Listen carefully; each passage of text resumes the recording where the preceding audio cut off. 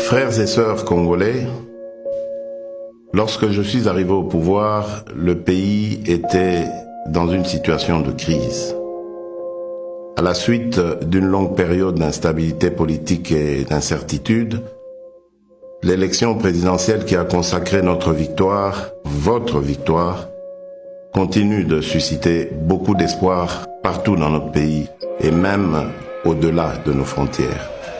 Le jour de mon investiture, je vous ai bien entendu me rappeler « Félix, Papa alobaki le peuple d'abord ». Les défis de notre pays sont immenses. Les problèmes sont multiples, mais il n'est pas impossible d'y remédier et de commencer ainsi à changer les choses, à changer notre mode de vie en société. Pour engager le changement, dans le contexte politique particulier de la période après l'investiture, nous avons commencé à travailler avec les moyens à notre disposition. Pourquoi ? Parce que face au désir ardent de changement immédiat qui traverse tout le pays, nous avions décidé de ne pas croiser les bras en spectateurs passifs. Pourquoi ? Parce que quand on veut changer les choses, on n'attend pas de réunir toutes les meilleures conditions. Nous avons lancé le programme des 100 jours. Ce programme ne va sûrement pas résoudre tous nos problèmes en quelques mois, mais il est un début de solution. Nous avons commencé à doter nos villes de certaines infrastructures routières et d'apporter les réponses dans la production agro-industrielle ainsi que dans le domaine de la santé et dans bien d'autres. Nous avons ouvert plusieurs chantiers un peu partout. Ces chantiers, une fois finalisés, vont soulager déjà quelques-uns de nos problèmes. Certains d'entre nous pourront ainsi rentrer plus tôt chez eux et sans subir le stress des embouteillages, ou voyager plus facilement d'une ville à une autre, ou évacuer plus rapidement leurs produits et les acheminer vers d'autres marchés pour les vendre plus vite. D'autres vont enfin avoir accès à l'éclairage public, à l'électricité, à l'eau dans leurs habitations.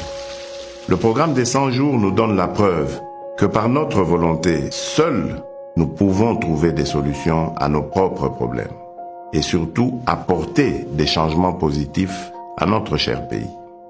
Le grand changement que nous attendons, le changement que vous souhaitez, ne sera possible que si chacun de nous tous, Congolaises et Congolais, adopte la même attitude responsable face aux problèmes et défis qui sont les siens, qui sont les nôtres. Le vrai changement commence par chacun et chacune d'entre nous. Nous devons changer et incarner le changement partout où nous sommes pour que le pays évolue. Aussi petit soit l'impact de l'action que vous pouvez prendre là où vous êtes, elle reste importante pour atteindre l'objectif, le changement.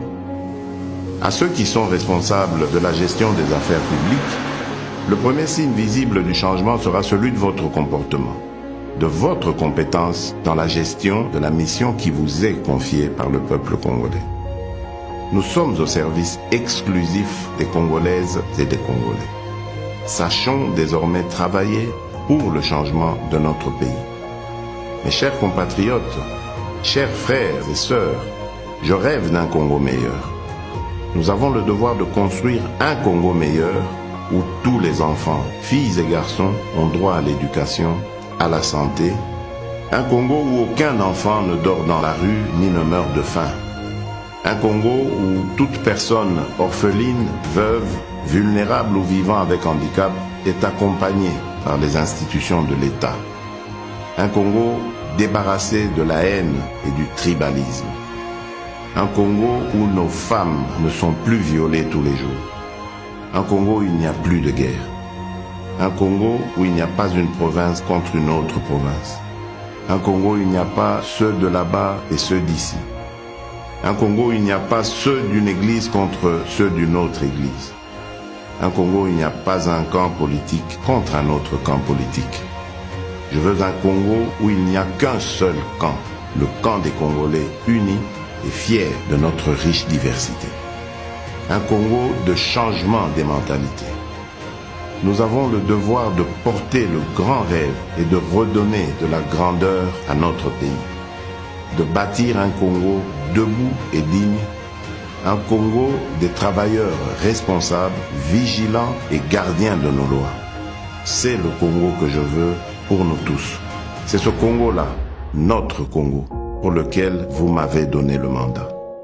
Ce Congo est possible si nous acceptons de changer dès à présent. Oui, ce Congo est possible. Que Dieu bénisse la République démocratique du Congo.